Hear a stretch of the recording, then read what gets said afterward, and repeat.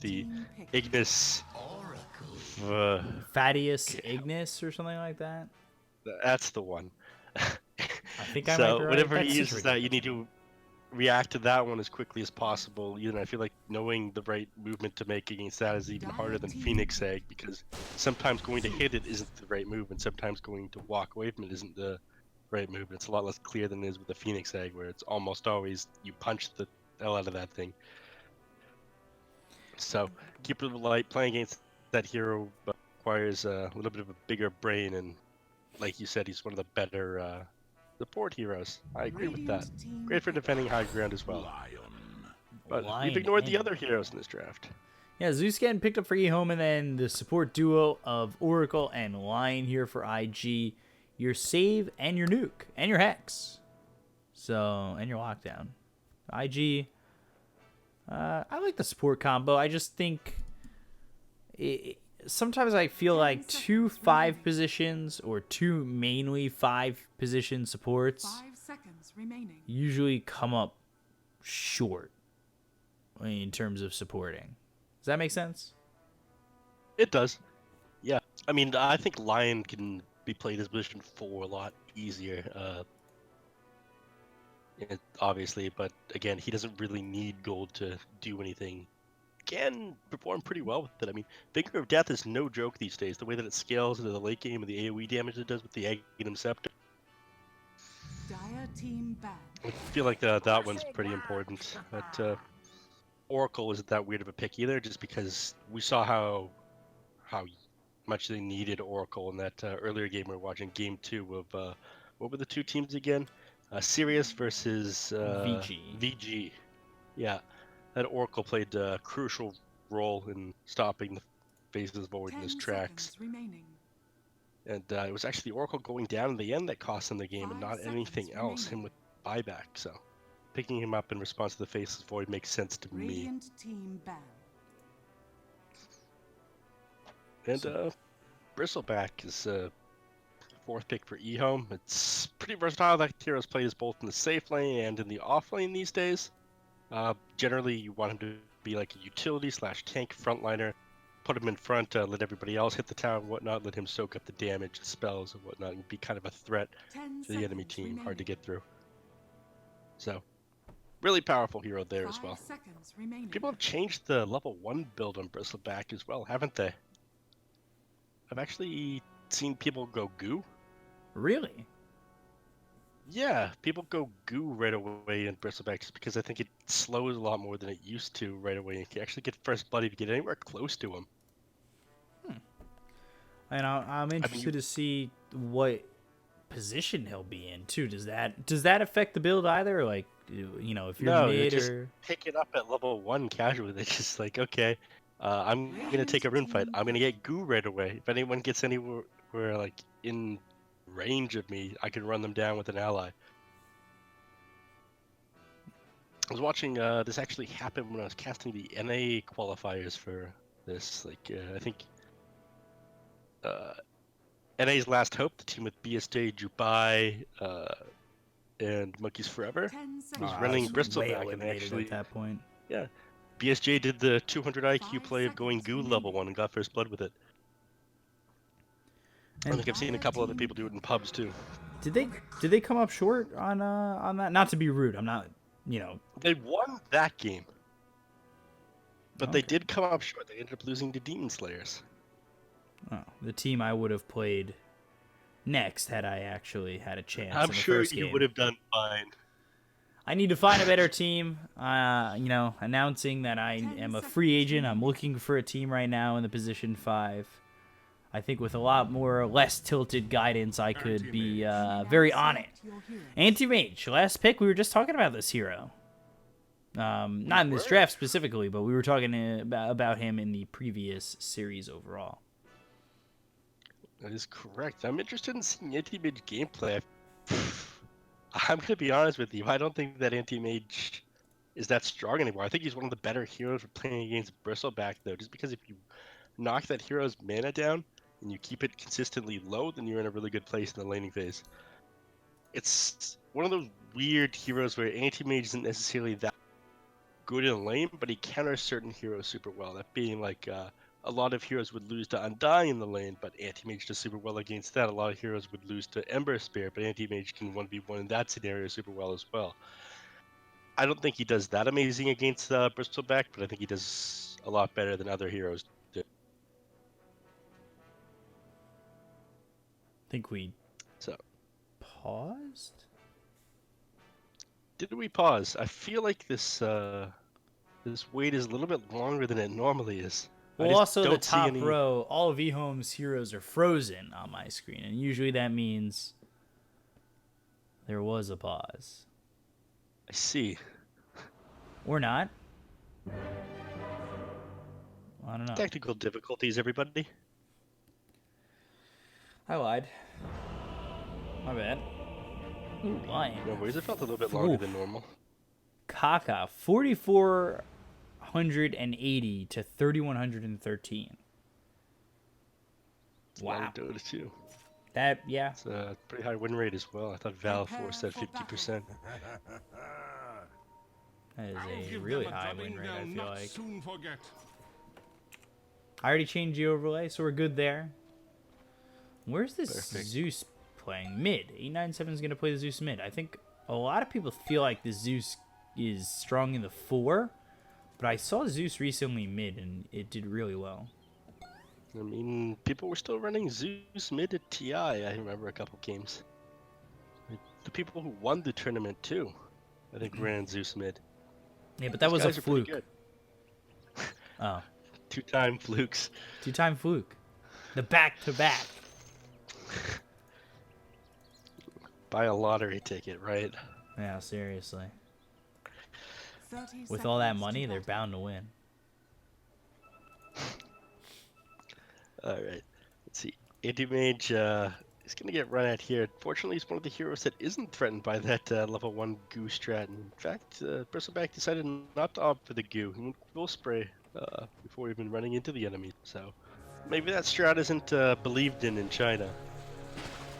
Maybe not, but all of a sudden, both Faith Beyond and Innocence get hit by that Fortune's End, and First Blood coming in for Ollie, but Fable and Quill Spray very much potential to get one back. Yeah. And, oh yeah. Unfortunately for you, you can't purge off the Quill stack with your Fortune's End. No, that's unfortunate, and you will lose your life. Bristle getting some gold. Mm-hmm.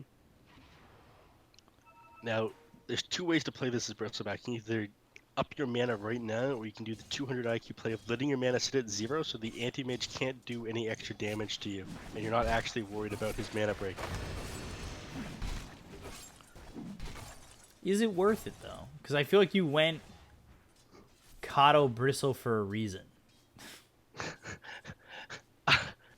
It's a hard choice. I mean, there's constantly going to be draining your mana. Maybe you can get like 2 stacks of the Quill Spray out, but every time you get close to the creep wave, the anti-mage is going to want to get a hit off on you just so you can't maintain your mana being that high in this lane. So every so often he's going to try and get a hit off on him. And that's interesting because that's the combo you want, is the Chakra Magic and the Quill Spray.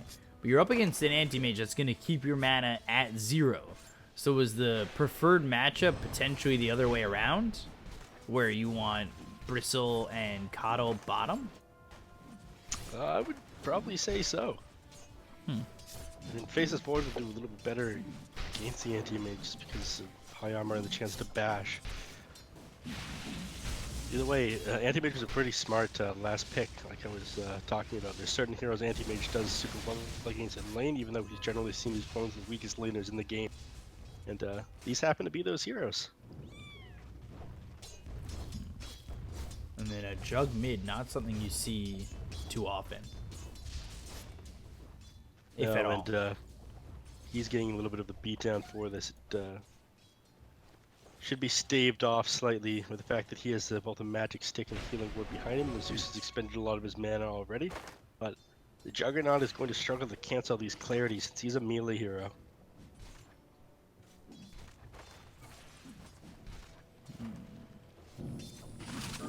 Faith Beyond getting that mana restored, but you know, you just getting hit a little bit harder.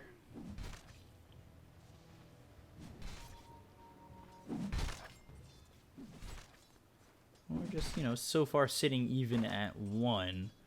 I don't really expect many kills top, if any, at the moment. I mean, Yeah, you do have Fortune's End, and maybe you grab one if somebody sits a little bit too low, but, like, Bristle I don't think is dying unless he takes too much harassment, and Coddle, if you do get close on him and he's got Blinding Light, like, you're pretty much safe. Not a whole lot of kill potential in any of these lanes. Like Rubik is also seen as one of the weaker lanes. He can kind of stop the enemies from killing his allies just with the power of Fade Bolt, a little bit of harass, and the damage reduction on it. But he doesn't really have the killing tools because of how weak telekinesis is at the early levels these days. You do have a lot of potential on Lion just because of the massive amount of disable he has, but you're gonna have to get pretty close to somebody. So Jug Lion maybe, but again, Faceless Void can just time walk out of that. Rubik's gonna be a little bit too careful with his positioning to be caught out by that. Juggernaut's doing pretty well in this lane, I'd say, despite Zeus being the more favorable hero here. He's utilizing his healing ward pretty well.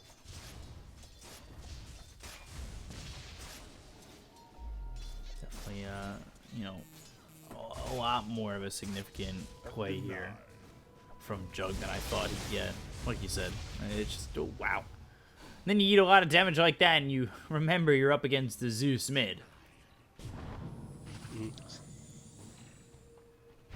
Give damage. We're seeing kind of a weird situation happen here in the top lane. It was almost diving the tower there on the bottom. back. Xingqiu very low, and all the skewer, but the bash! Oh my god. JT. He had to have primed that, right? Skilled player. This guy's the best Dota player I've ever seen. 16%, more like 100%. Wizard Bash is exactly what he means to. That's Anyways, unfortunate that was for pretty JT. nice right there. Unfortunate for the Magnus for sure though. Anyways, you come back to lane with full HP and full mana though. He's good to go. Life ain't that bad. It's not bad when you get to come back with full health, full mana, but at the same time, you gave the Void a kill. So, well, actually, you gave a Void an assist. It was actually Xingqiu who did get the kill. I thought the bash was what got it, but you know, Xingqiu he'll take the gold, he'll take the experience. He's now got an assist under his belt as well as a kill. You know, I'm watching this mid lane matchup, and as much as Zeus does have a bit of an advantage here, he's also spending that advantage on clarity potions. So it's not as high as you would think, but Juggernaut is retreating to the jungle. Spinning down a creep camp, and he's got Invis and Omni Slash now, so I think he's gonna go for They killed JT again. They're just gonna use the ulti from Zeus. Thunder God's Wrath, and well, dead again. It didn't just do that though, it also scared out the Juggernaut with the Invis room, but I'm not sure he was paying enough attention to it because here's Juggernaut on top of him. I'm not sure he saw him with the Invis room. That takes Thunder God's so much damage. So much damage immediately that he dies, and Innocence comes in, helps out, and they share the bounty. Or well, Innocence had hit him previously, he came in and they shared the bounty. That felt kind of awkward to watch. Oh, Emo. Be careful. Emo's gonna be fine here though, I think. Yeah, and you don't have enough damage to bring him down without that Omni Slash. You can just TP out the second that he's in danger, unfortunately, without that line to disable him. But Emo was in a fine situation. If the Zeus tried to go on that healing ward though, we just would have pulled it back and juked him around with it and we would have been in the worst position. I think Emo understands the lane matchup pretty well. All of a sudden, for EHOME, it's 4-1, and Zeus sitting at 0-2. Dire's top tower is under attack. But it's nice to force that Zeus out of the lane for a moment. Yeah, actually pull like head, you're even with him on net worth on Jug, and I feel like that's Really not something to be complaining about. Dire's middle tower is under attack. One of the issues that's gonna Top lane. arise is, oh, hold on, Bristle dead to GGG. They'll use that ulti to get the kill. They have 3 heroes here. I was actually gonna say it leaves JT alone bottom and gives Void an opportunity to just free farm, but you get a kill there onto the Bristleback, and well, it's not awful. Yeah, especially when Anti-Mage is the one getting it. Anything to accelerate that farm and get that Battle Fury just a little bit faster is worth it. Is essentially on Anti-Mage, your goal, you're not the hero that out-carries everybody. In fact, like Void is going to eventually out-carry you. You want to be like at your peak of power, like 6 slotted at like 31 minutes. Emo says, thanks for the stack, I'm out. I'll leave. Gets out of there, nice and clean. And But, actually yeah, gets talking a about- bunch of rotations, too, to come out for that. Go on. Sorry. Dire's Oh, middle I tower was is talking under about just attack. the anti-mage like gameplay plan. It's not to eventually out-carry any of the heroes in the game. It's just to hit that power peak and get the 6 slot faster than everybody else and then end the game. So any faster you can get that Battle Fury is super important to a hero like anti-mage. Radiant's bottom tower is under attack. The later they get this, they actually do have the advantage on EHOME, I believe, with that Faithless Void Zeus Bristleback, despite the fact that you think, okay, well, you have a Jug and the anti-mage, you're going to be fine as the game progresses. You do have that late game on the side of EHOME. Oh, JT. Just barely alive into the tree. Xingqiu coming over. Time walk north, and he's found him. Fade Bolt to make sure he doesn't get out. Geek fam spot. Radiant's middle Okay. tower is under attack. That's some NA chatter. Dire's top tower All right. is I under thought attack. the CN scene was mannered in their all chats. Come on. Yeah, damn. You spend 1 TI in EU, and all of a sudden, things are different.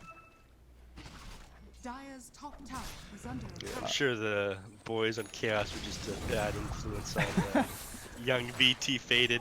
He's a good boy, everybody. GQ goes down there to GGG. By the way, I noticed. I don't know if you noticed this about the anti-mage yet, but Vlad's first. Tower is under attack. And not going to the Battle Fury, is that just due to the fact that he's got Empower at free will? I mean, maybe. The thing is, the Magnus can't always be there to empower you unless he kind of tries to play the game around you in that way. Vlad's anti-mage is a really, really old build loop. Like, I think back in 2013 or 14, it was one of the better builds. Just when you were trying to CS Ancients and whatnot, you need the lifesteal. That and to finish off Roshan, but I think even with Vlad's anti-mage doesn't have the power to do Roshan anymore. Just because of all the Roshan boosts over the years. I guess a lot scarier than he used to be. Radiant's middle tower Do you is wonder if under he attack. doubles back for the Battle Fury? Like you said, he can't always, you know, Magnus can't always be there. I would. It's because the amount that it slows down his farm, like, again, he had to walk up into that Magnus and get the empower, and probably yelling at him in chat, why aren't you on top of me giving me this empower this instant, but, you know. I would double back with Battle Fury. See if he does. He's not queuing anything up, making this very difficult to predict. You are going to be at the point where the anti-mage is like spending long periods of time away from the rest of his team, like splitting waves and like doing creep Dire's cuts and top whatnot. tower has fallen. Magnus can't be there, won't be there for like a full minute or two with the anti-mage. Nemo getting chased. Meanwhile, Here's thy Beta getting caught over top. Anti-mage getting the kill, and that is without the RP and without the Mana Void. light speed. So another kill under anti-mage's belt. He seems to be the one getting the last hits on all these kills, despite not doing too much himself.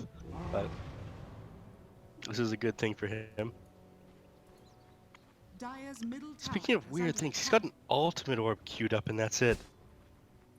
I decided I don't like this anti-man. I'm gonna watch somebody else. Jeez. He's making things difficult for me. Meanwhile, he's just gonna go straight to the Faithion man. keeping it pretty standard. Vanguard Hood. Utility Off Flame Bristle, that's fine. Well, everybody's always happy with that.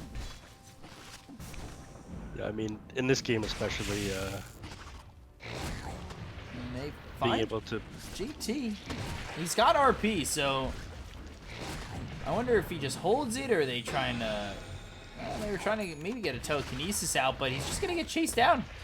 Radiant's RP or not, is under attack. you're in trouble. Is false promise enough? At least it leaves the Oracle out, and the Oracle's not going to be able to heal the Magnus. And JT does survive. 897. Bottom goes down to GGG, so he is finding more kills now, dominating on this anti-mage. 4-0-1. Dire's middle tower is under attack. Lying there for the assist, give him a hand, stunning at the Zeus. But not having any defensive items on the Zeus is pretty dangerous when you're playing against anti-mage or Juggernaut. They essentially just run at you. You can't do anything to stop them. So going Aghanim's first on him is a pretty bold choice. Not the fastest in the world either. He's still a little ways away from it. He's not having the best game. No, definitely not. And actually, anti-mage having a really good game despite not going into the Battle Fury, going straight Manta. He's got the Empower and has decided that Battle Fury is a redundant item. I guess so. I mean, like I was saying earlier, you want to be, or have that peak of power as quickly as possible. You want to be 6-slotted by like 31 minutes. You can get 6-slotted even faster than that if you can skip one of those items, namely Battle Fury. Radiant's bottom tower is under attack. Potential to be So even one better tower goes down timing here. Radiant's bottom tower has fallen. I want your opinion on this one. How do you feel about the anti-mage without Battle Fury? It's a little similar to what you said about the Alchemist without the Radiance. Just naked. Feels naked? But I get it. I mean, the Empower is going to be nice if JT's able to be there. But when we used to see this, like a year ago, when we used to see Is under attack. Magnus is just there to give the Empower, it was that PA build, that PA Empower, where, Oh, that patch was awful. yeah, the Magnus was the Gimp. You follow me, you give me Empower, that's it, come with me. You know, that's all you were there for. Yeah, I think there was like a gentleman's agreement in high bracket or high MMR pubs where you just wouldn't pick Magnus, and that was it. I'm glad that they've fixed the hero somewhat. Fixed Cleave for that matter. Actually, I miss old Cleave. I take it back. I just wish we got to see more Phantom Assassin. I feel like that hero is very heavily fallen out of favor. I mean, it's pretty one-dimensional with what you do on the hero, and you have to sort of rely on the chance, the thing that you're... Oh, Chrono Top, looking for the Anti-Mage. Do they have the damage? Doesn't look like it, but the Thunder God's Wrath and the Bash! That last Bash was definitely necessary to get that kill. Emo, meanwhile, kills Innocence, but that's a trade EHOME are willing to make 100 times out of 100. Oh yeah. Anti-Mage, meanwhile, finishes up his Manta just before he died. Well, it's in his backpack now. Probably would have survived that if he had it in his inventory. But pretty important kill. That guy's the highest net worth in the game. And I was talking to you about this, was it 2 games ago? That the heroes like Anti-Mage and Alchemist, they farm faster than other heroes, and it's so important for them to have a presence on the map and constantly be pushing lanes and farming. And they're hurt so much more by any time that they spend dead and not applying that pressure and not getting that advantage, because they aren't harder carries than other people. They just accelerate faster. If you aren't spending that early time accelerating, then you're at a disadvantage. So kill on the anti-mage is pretty big right there. I think the great thing here about Empower is it not only boosts the Anti-Mage, but it boosts the Jug too. You know, you're getting 2 heroes that potentially look for a Battle Fury themselves who can just use Empower to farm up and get those first couple items. Dire's bottom tower. Which is a little bit weird that EHOME still have the net worth advantage despite Radiant's middle tower you giving that farming tool to two of those heroes. Dire's bottom tower is under attack. This goes to show you like the power of EHOME and just everything they did last game. Speaking of, Oh, bashes oh my a god, these plenty. bashes! 3 bashes need to in get that a ref. time frame. We need a ref in on this. Some of those look like illegal bashes. Yeah, 24% or higher. That looked like 60% bash rate to me right there. That's tilting. Oh yeah. You gotta be pretty upset with if you're anti-mage there. Thankfully he does have a Vlad. Didn't use that to recover though, just opted to go straight for the shrine, but that's gotta mess with your head a little bit. Yeah. Just Is keep RNG bashing Jesus it. not on my side today?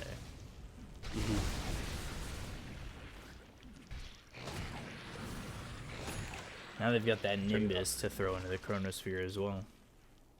Yeah, but global power there, super useful.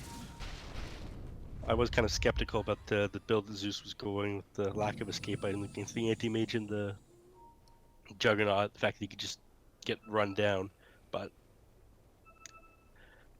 it hasn't gotten caught out since I first mentioned that, so he seems to have everything under control. Or so it seems. Telekinesis, Chronosphere, Nimbus, False Promise comes out, but we'll see if that's even enough damage. They've got themselves the ulti from the Kata laid down. RP through. Innocence pushing away with the Blinding Light. They'll look for the Mana Void. Ollie dead. Innocence gone. They've got the Hex through onto Bristle, who is low on mana and now needing to run. They didn't get the Jug. No, he did not. I mean, that's just the power of the Oracle pick. I feel like so many times we see, as soon as that Faceless Void is picked up, if that Oracle isn't banned, we see it picked in response immediately. And not only did he have like the Fate's Edict and whatnot, Boy, Purifying Bristle. Flames. Telekinesis, lifting him up. They've got the double damage. Omni Slash coming in as well as the finger. And Emo gets a kill. IG, 8 kills now. Only 3,000 behind. That one had got hurt. This is a plus 210 damage Juggernaut right there with the DD and the Empower on top of him. Just, even with your pure taking this Sanch Crimson Guard Bristleback, there was no way that you were surviving that one. Probably the worst time to run into the Juggernaut. Yeah, and that was just a problem. You're also getting hit by the finger. So it's just like, do I survive? Probably not. Oh, I'm sure the Lion is just farming a finger damage at this point. He's playing for the ultra late game. I'm sure you've seen games where the Lion's got like 30, 40 finger stacks before. Not that high, that's for sure. Oh, really? You need Ags to put that together. Oh yeah, I've seen games like that where basically the only counterplay is Blade Mail. That's it, Blade Mail and Aeon Disc, but even Aeon Disc getting taken advantage of because he presses on you from like 2,000 range, and your Aeon Disc pops for like 130 seconds. And even then, with such a low cooldown on level 3, it's like, with the Ags, of course, can you run?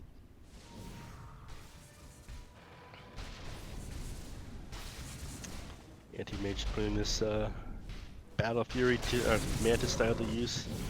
Trying to get a little bit of extra farming efficiency out of it.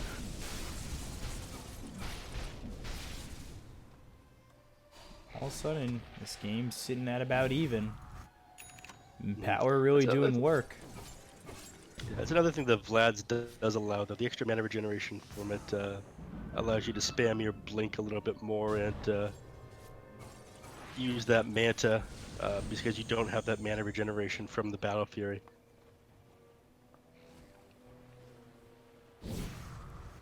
Smoke used by EHOME, trying to make a move. 3 heroes bottom for IG as they start to spread out, but can they get any sort of catch from EHOME? They'll use that Thunder God's Wrath to get some vision. They'll find themselves. Ollie get the kill. And he picks up the Fortune's End. Not the best thing to pick up, but it is something. And meanwhile, the ulti thrown from Coddle. And that's on creeps.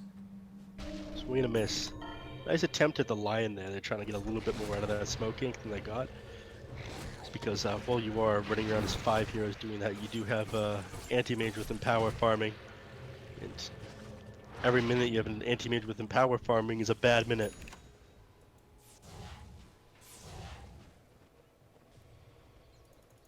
You need to try. Just about a Scotty as well. I'm like a 2014, 2013 anti-mage player, so him without the Battle Fury, him picking up a Scotty, it feels so weird to me to watch.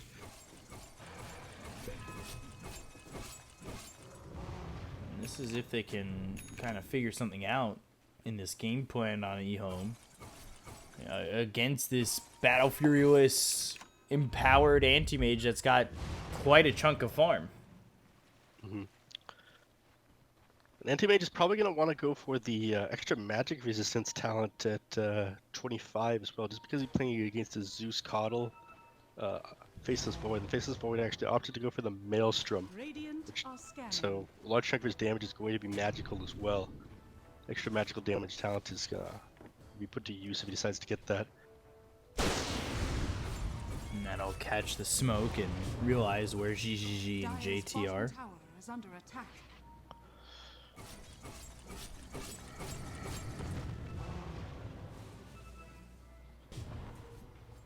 Nobody coming over off that, but that's because EHOME, while pushing back IG, go into Roche. Yeah. I think it's hilarious that EHOME is keeping up with the farm of this anti-mage in the jug with Empower. Not only are they keeping up, they're ahead. They are ahead. 1k net with advantage still. In fact, they're going for Roshan. Yeah, you're saying just there you go. Aegis. So now they might decide to do something as soon as they get a little bit more mana for Faceless Void. Unfortunately, Shrine is not up at the moment. And we've got that Coddle to help out. Yeah. Give me that, man. Bold move playing this far forward right now on side of IG.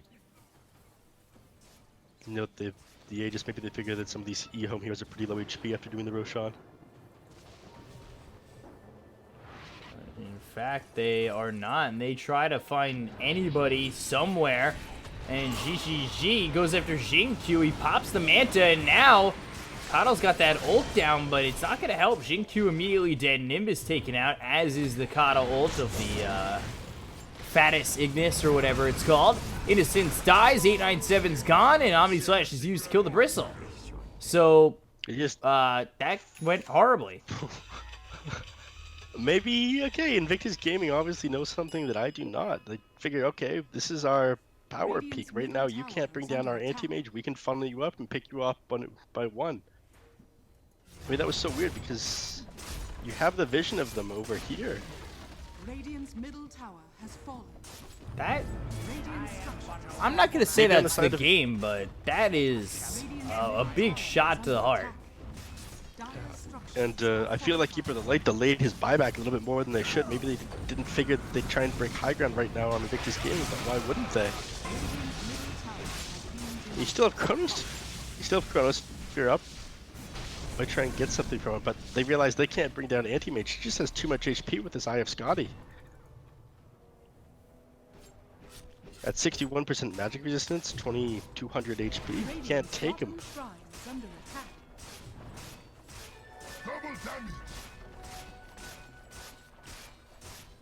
Radiant's bottom tower is under attack. IG looks like they want to establish a little bit more control over the jungle at this point. I mean,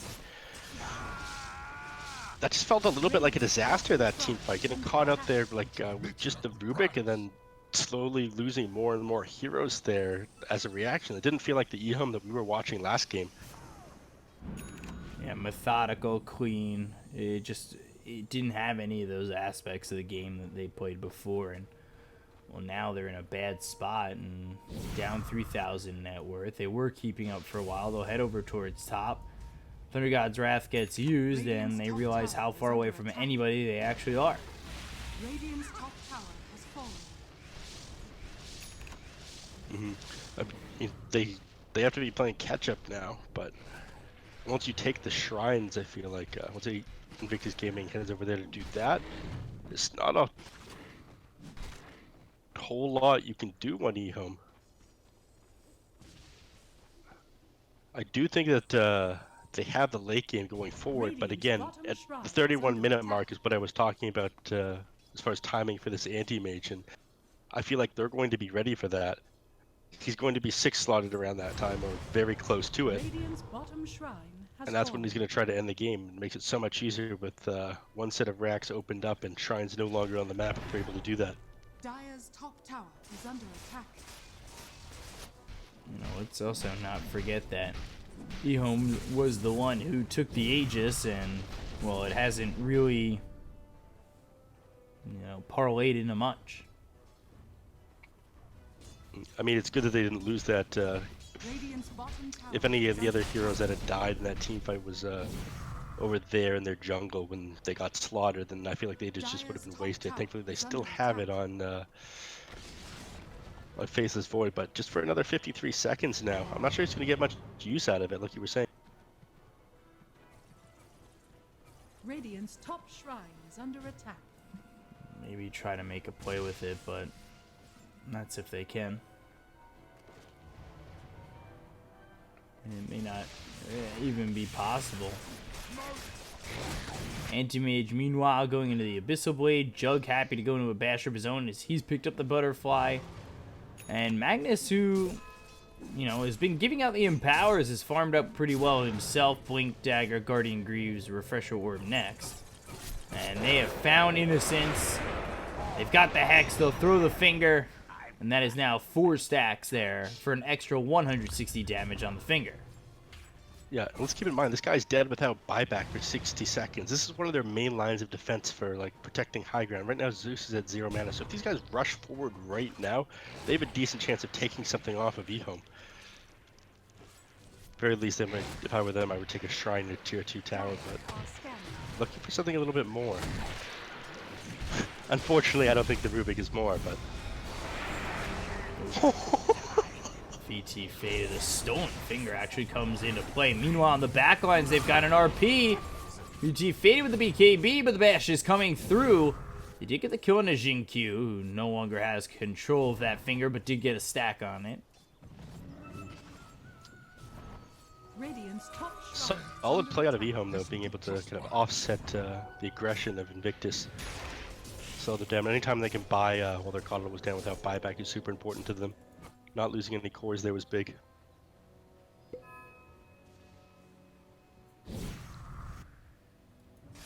So, and they managed to hold on to Chronosphere during that fight as well. I feel like that's something that they have to hold on to. If they waste this Chronosphere and don't stall out Invictus Gaming for the duration of the cooldown, then they lose the game. Puts them into this bad spot of it has to be perfect with the Chrono. Mm-hmm. And I think if they, like you said, if they don't really throw the perfect Chrono, the game could just be over. Yeah, so in this scenario, holding on to Chrono, which is important, is using the Chronosphere. I'm sure that you've heard that argument before is about Black Hole is one of the best uses of Black Hole is holding Black Hole. Yeah, it's the omnipresence of Black Hole that really makes the difference.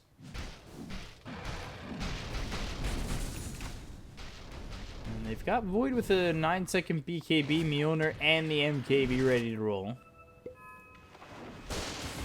And Thunder God's Wrath will spot the Dire side, with JT backing off. Still playing the map pretty well. EHOME, interesting to see them on the back feed, how they respond to some of this stuff. Pulling further and further ahead on Invictus Gaming right now. The Anti-Mage trying to clear up this shrine, see whether or not EHOME will let them. Not much they can do about it at that point, though. So. Illusion. I'm going to see Roshan spawn time in about 10 seconds now. I feel like they aren't going to be able to bring down Anti-Mage twice if he decides to get this Aegis, if we see a fast respawn.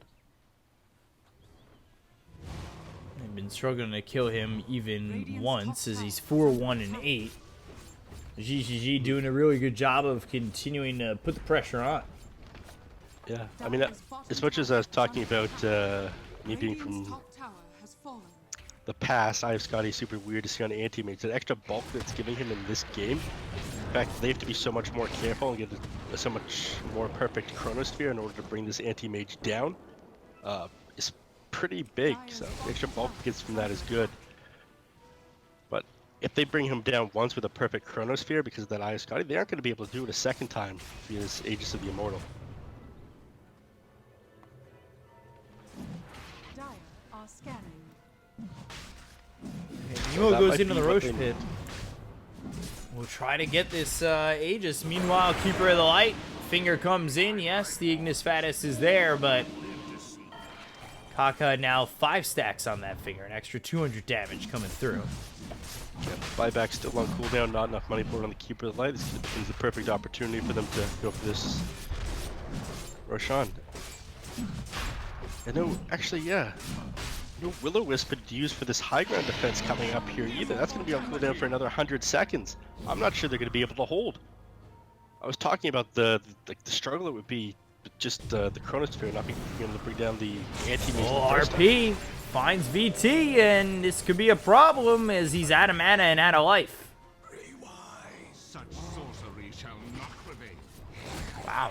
I think things that's get that. worse. Yeah, I mean, this he could has just the be the game. buyback, but he's dead before they even get to the base. Maybe with the Empower now on Jin-Q, and they need to give it here to VT. Faded, who pops the BKB, going for the damage, trying to get a kill. But, again, they've got Ollie with the False Promise, so it doesn't seem to matter, although Ollie gets destroyed. Here comes GGG, and he's forced to blink away. That's something, at least, but the Chronosphere is now Okay, used. They don't really have anything to be afraid of. Aegis Fatuus is used as well. They have no big AoE team fights here. Although the AoE team fight might come from the Lotus Orb that they've got. And GGG will have his Aegis popped.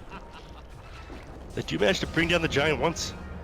Oh my! Look at The Emo Omni-Slash just canceled. trying to push him back. Yeah, Omni-Slash gets canceled. They look with the Thunder God's Wrath, but blinking away again is going to be this Anti-Mage, who blinks once again and gets out of harm's way.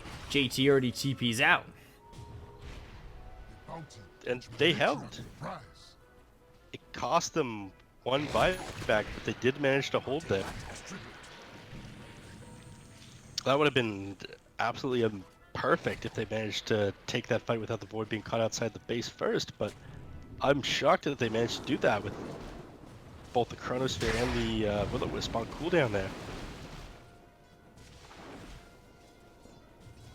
So if they can do this for another like 10-15 minutes, I'm not sure how, but I think they can bring back this game.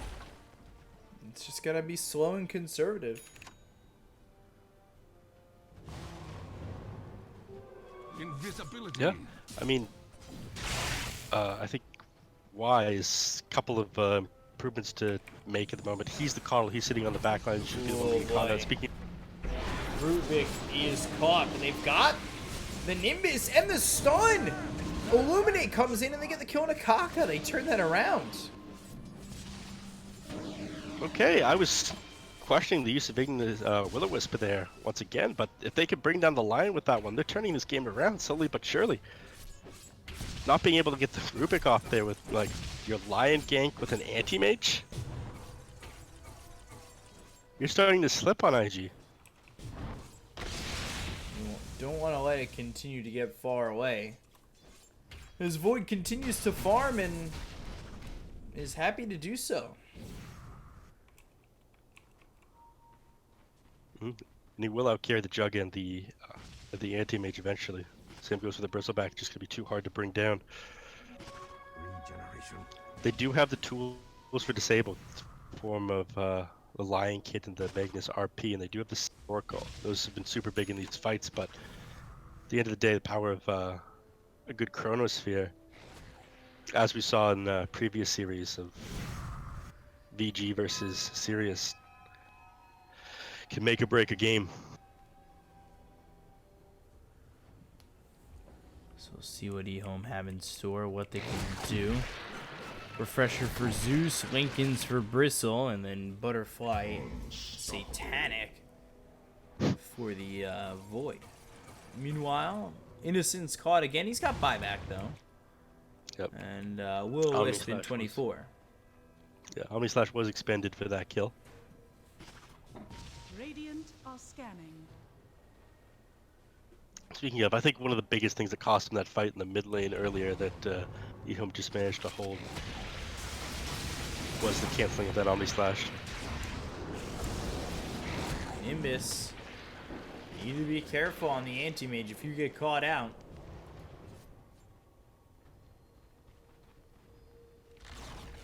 Radiant's top barracks are under attack.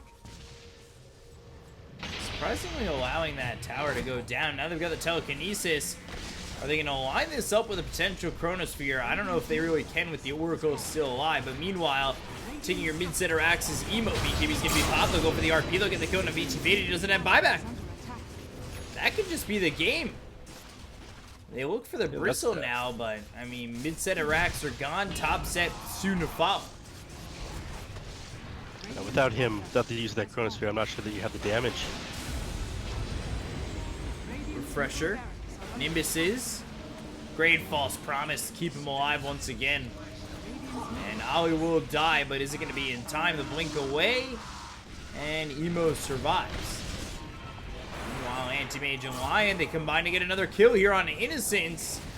And the chase is on from the Bristle, but you've got 4 heroes around you, and you need to be very careful. Radiant's bottom tower is under attack. He's trying to find it when he can at the moment, but